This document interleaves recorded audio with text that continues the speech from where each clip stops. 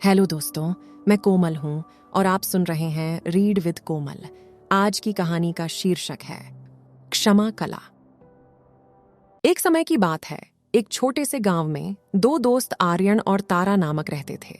वे बचपन से एक साथ थे, रहस्यों, सपनों और अनगिनत साथियों के साथ कई सारे साहसों को साझा करते थे। उनकी दोस्ती अब छिन्न शक्ति के लिए गांव के अंदर प्रसिद्ध थी। जैसे जैसे वे बड़े होते गए, जीवन ने उन्हें विभिन्न रास्तों पर ले जाया। आर्यन ने अपने खूबसूरत चित्रों के लिए प्रसिद्ध कलाकार बन लिया, जो उनके गांव के दृश्यों की सार्थकता को पकड़ लेते थे। वह छवियों का जादू गांव के लोगों के लिए जगह जगह देखा जाता था।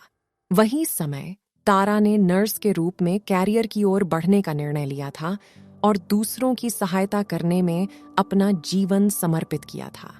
उनके विभिन्न करियरों और व्यस्त जीवनों के बावजूद आर्यन और तारा का दिल कभी भी एक दूसरे के पास बहुत नजदीक था।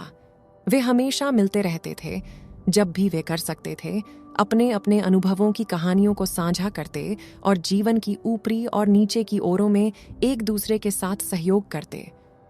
एक दिन गांव पर एक भयंकर तूफान बरपाया, जिससे गांव में विनाश हो गया। बहुत सारे घरों को नुकसान पहुंचा और कई गांव वाले घायल हो गए। तारा ने स्थानीय क्लिनिक में कठिन प्रयास किए, घायलों की देखभाल की और जरूरतमंदों को सहानुभूति दी। आर्यन उसे देखकर गहरे प्रभावित होकर अपनी प्रतिभा से मदद करने का निर्णय लिया। उसने एक सीरीज बनाई जिसमें तूफान से पहले गांव की सुंदरता और साहस की मूर्ति दिखाई गई। स्थानीय गैलरी ने उसकी कला का प्रदर्शन करने के लिए सहमति दी, जिसमें बिक्री का पूरा आयोजन नुकसान पहुंचने वाले घरों की पुनर्निर्माण में जाता था।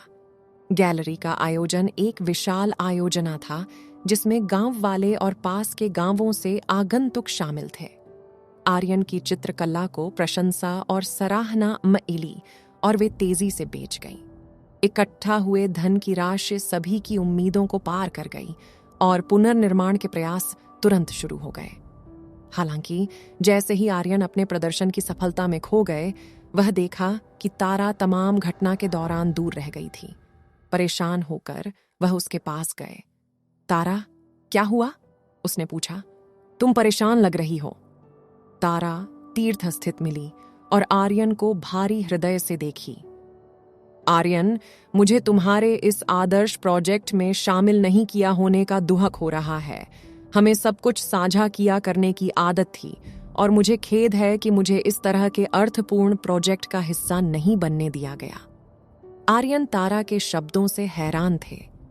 उन्होंने कभी नहीं समझा था कि उनके कृत्यों ने उनकी प्रिय मित्र को कितना चोट पहुंचाया था।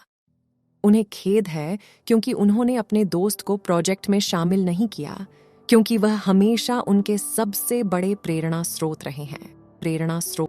मुझे बहुत खेद है तारा, आर्यन बोले। उनकी आंखें पछतावा से भर आईं।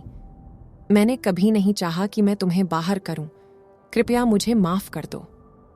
तारा आर्यन की खेद भरी आपत्ति को देखकर उनकी आंखों में कीमती मित्रता की सच्चाई देख रही थी।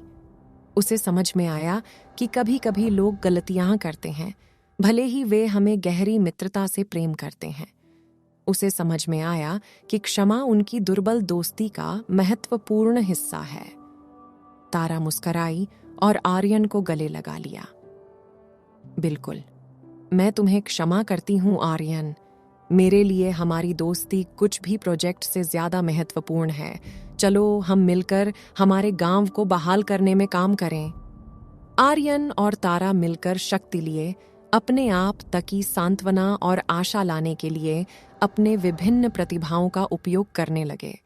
उनकी मित्रता फिर से टूटे हुए क्षमा कला का एक प्रकार बन गई।